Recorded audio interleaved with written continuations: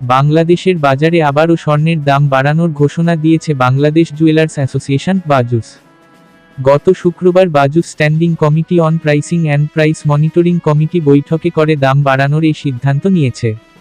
নতুন দাম অনুযায়ী সনাতন এক ভরি সোনার দাম 1,06,539 টাকা বর্তমান। পূর্বে ছিল 1,05,303 টাকা। এক ভরিতে দাম বেড়েছে 1,236 টাকা।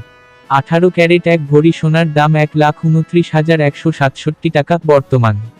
পূর্বে ছিল 1,27,709 টাকা। এক ভরিতে দাম বেড়েছে 1,458 টাকা।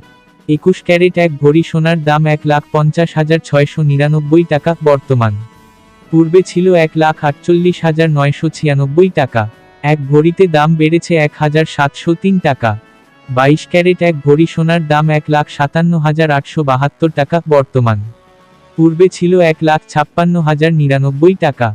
এক ভরিতে দাম বেড়েছে 1,773 টাকা। সোনার দাম বাড়ানো হলেও অপরিবর্তিত রয়েছে রূপার দাম। 22 ক্যারেটের প্রতি ভরি রূপার দাম 2,578 টাকা। 21 ক্যারেটের প্রতি ভরি রূপা 2,449 টাকা। 18 ক্যারেটের প্রতি ভরি রূপা 2,111 টাকা এবং সনাতন পদ্ধতির প্রতি ভরি রূপার দাম 1,586 টাকা নির্ধারণ করা হয়েছে।